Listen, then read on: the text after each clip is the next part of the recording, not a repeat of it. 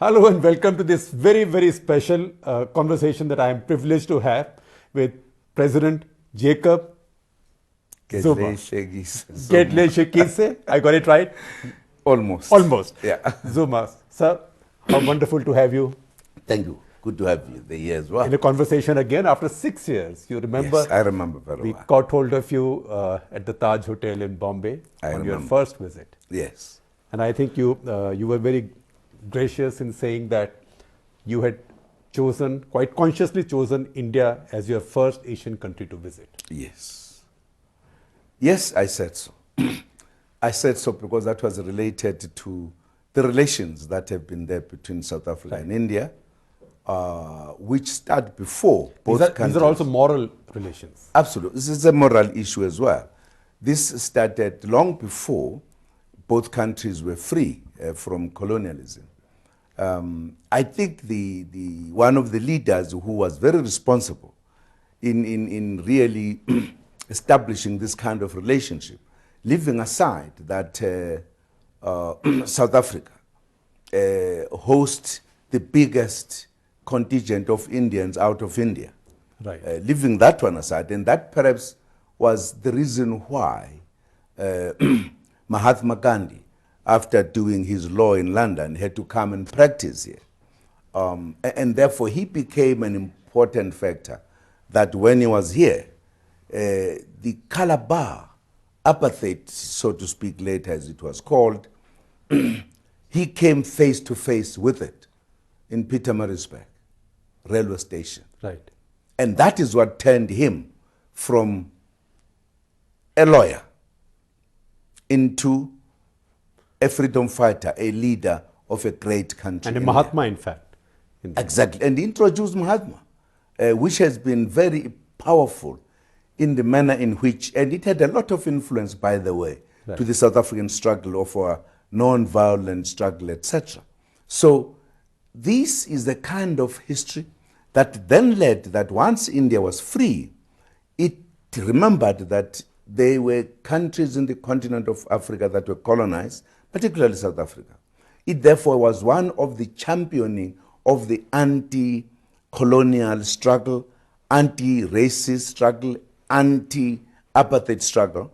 And those kind of relations politically between the two countries, those are the ones that made me to take the decision that my first visit should be India, because we have a lot in common, a lot of what makes us understand one another. So, sir, when you were running the campaign against apartheid, did you have a lot of debate about whether to use military methods or only Gandhian methods? Because you were on the military side yourself. No, was in the ANC, which was non-violent. When I joined the ANC, it was non-violent in 1958.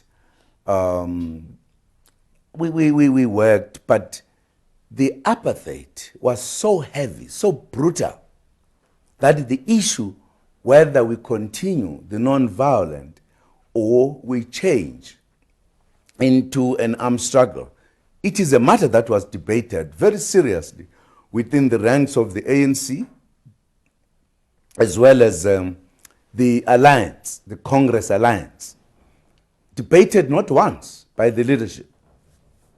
And finally, the ANC took a conscious decision to say we are left with no alternative, particularly because the ANC was then outlawed, banned. Right. It was no longer there. Now, how do you silence people from fighting for their freedom? So that's when we said, let us fight, use the different method, the armed struggle. So if you're denied democratic space, then you use the other method. Absolutely. There is no way, because you can't sit being oppressed and just wait and die. You have to fight and find a way. Mr. President, I first came to South Africa in 1992. In fact, when the Indian cricket team came to South Africa, the first team to come here after the lifting of the apartheid, and symbolically good that it was India. So generally, although formally it got lifted in 94, but generally the lifting process started 25 years back as we talk now. Has South Africa gained a great deal from that? Has it gained enough? Or do you think there are mistakes made and there's a crisis? You mean in terms of the situation in South Africa? Today. Today? No. I don't think we can say there's been too many mistakes. I think that there is a tendency to exaggerate the negatives or the weaknesses by other people. I think the South Africa has done very well, relatively speaking. If you take the continent of Africa, I don't think there is a country in the continent of Africa that can say in 20 years they were able to make the changes that we have made here, particularly with regard to the poor people. Even the issue of racism, we've done a lot to deal with the question of racism. It's just that the people who lived under racism, it's going to be difficult for them to stop being racist as it pops in here and there. One of the reasons why it does so is because you have kind of people who like to emphasize on the negativity.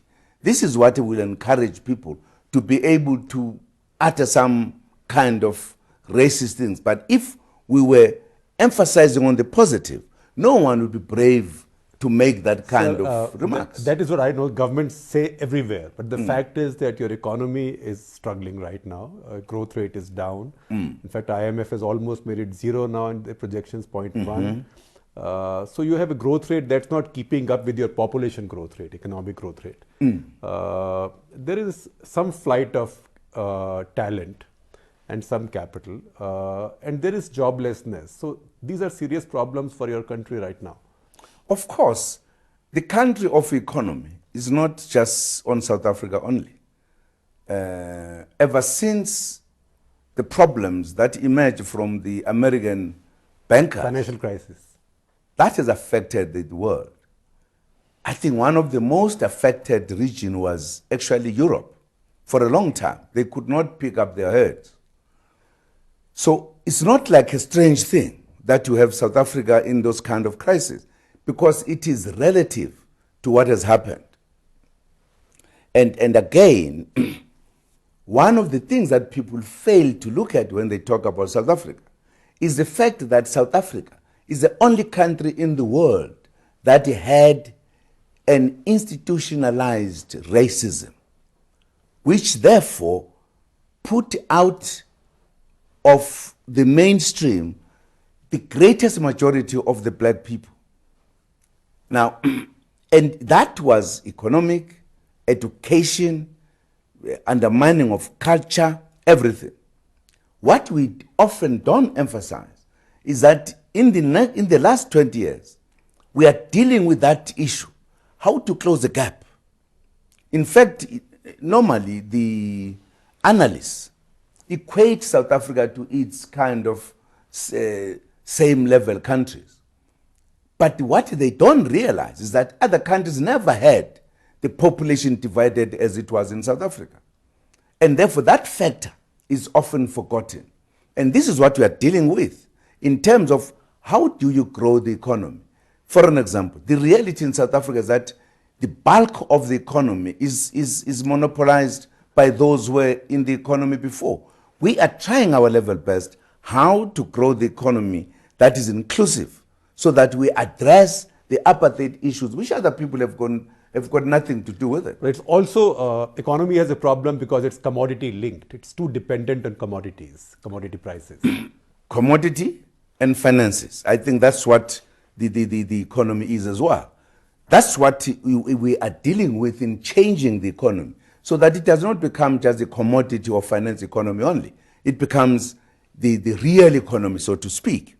But also, you have to develop, part of the reason people can say, for an example, the skills are leaving, is because they're very limited insofar as the majority of the people here. But we are working hard to massively train our people so that even if there are few people who leave, because it happens all over the world, some people don't notice it in places where there has been no institutionalized apathy. They notice it here because that is a fact, that the black majority, the skills, we are still dealing with them. So these are factors I always say scientifically people have got to look at. So you think this thought or belief that there is a flight of talent is exaggerated and it is sort of color-coded in people's Yes, minds? it is. In a sense, it is influenced by the history of the country. Right. Because the greater majority of the country, in any other country, if you are in India, all Indians are being skilled. They are skilled already. So even They if are not, many leave and come, nobody notices. Here it is noticed because the skills are scarce Others because are not of skilled. apartheid. Others, and you are working on that. We are working on that. We are very conscious of it. We are not necessarily talking about it all the time, but we are working hard. All our programs deal with that issue of increasing the volume of Is there skills. something that India and South Africa can do together in that area? We are working with India, and we will need to increase that. Those are some of the issues we will be talking about. How can India participate? It has been helping to make us move faster in terms of increasing the volume of skills. Mr. President, when we met in Bombay, 2010, Brics was very fashionable. B, R, C, and S were doing beautifully. India was, at that point, very shaky. In fact, the joke was that India no longer deserved to be the I, it should be Indonesia. Now the situation has changed a little bit, right? Where does India feature in BRICS now, and do you think BRICS have a future? I know there's a BRICS summit coming up later. Do you think BRICS has a future? Or you think there is not enough shared between these countries? Well, BRICS, I think, is an important grouping of countries, and BRICS has future, a bright future. I think the coming together of these countries in BRICS has been an important development in the global setup or global political and economic landscape. And it was an important one to do so. You have in BRICS countries that are not just small countries in the area where they are. If you put BRICS together, it almost have half the population of the world. That is absolutely crucial to notice. Within BRICS, if you look at Brazil, it's one of the big economies in South America. If you look at South Africa, it's one of the biggest economy in the continent of Africa, which houses more than 1 billion people. If you look at India, huge economy. If you look at China, very huge economy. In East Europe, Russia, very big economy as well. So you are looking at a very important kind of thing. And we are working together to ensure that we have the kind of relations that define the new relations or define the relations of the world in a particular way. Because we understand where we are, where we are going, where we come from. That's why the idea of the BRICS Bank became important, Right. which must be looking at the BRICS countries as well as the developing countries. It will also look at other regions. And it has an Indian chairman now, a wonderful man called... Exactly, very wonderful man. Now, BRICS, in a sense, put something very important at the economic level, where the finances become important. And this is what we are doing. And we have, for an example, within BRICS, what we call the retreat of BRICS. We started here in South Africa. When BRICS met here, Right. key leaders in the continent came to meet with BRICS to have an exchange. And this is happening now in every country we go to. We're in Brazil. There was also a retreat to meet the leaders of the region. And now there'll be one in India now.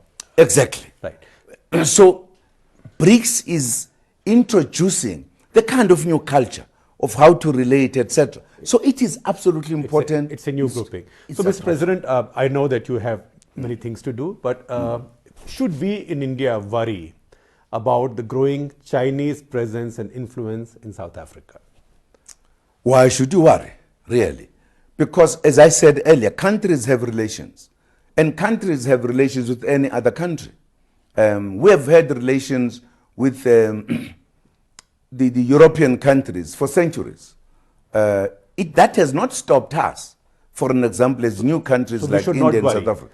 Absolutely. Because there was some disappointment.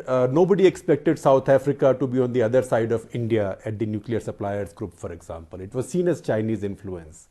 No, not at all, not at all. South Africa developed its own kind of approach towards nuclear.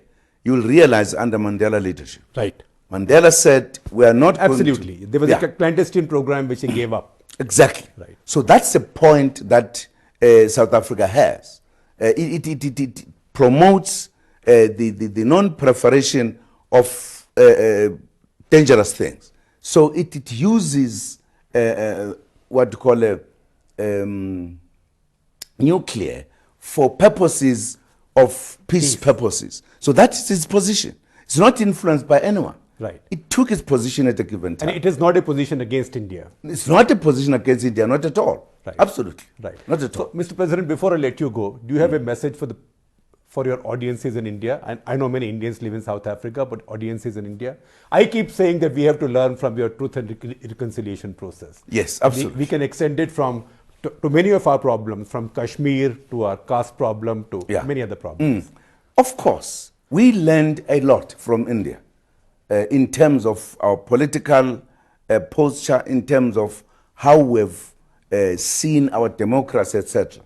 But as a natural kind of process, we believe India can also learn something from us, because we established a democracy after apartheid. Right. A lot of tension, but we've been able to have peace. And I think we learn from one another. So even our casteism is a kind of apartheid, and we have to make great amends in that area in our country. I'm saying that, you're not saying that. Yes, I'm not saying that. All I'm saying is there is a lot that India could as well learn. Yes. It's important. It's not impossible to solve problems. And we showed it here in South Africa. So our relationship, therefore, we benefit, mutual benefit on both sides, and learn politically and otherwise. There are things, for an example, that Madiba believed in, how the structure of politics in India was, which helped to unite the country. And this, he talked about this. So we have a lot to learn from one another. And Mr. President, I can say one more thing that India can learn from you, Indian politicians can learn from, not just South Africa, but from you. That's sense of humor. Maybe. Maybe. Thank you very much. Maybe. Thank you very much. And Thank you. And do you have a word to say about Mr. Modi, who you will be meeting again? But you met him in Brazil. I met him in India when Africa came there. I've met him in United Nations. He likes to hug fellow leaders. Yes, absolutely. And I'll be seeing him. I'll be meeting. You like to hug too. Yes, I do also like to hug too. No problem. That shows the degree of friendship. Warmth. Thank you very much. Thank you very much.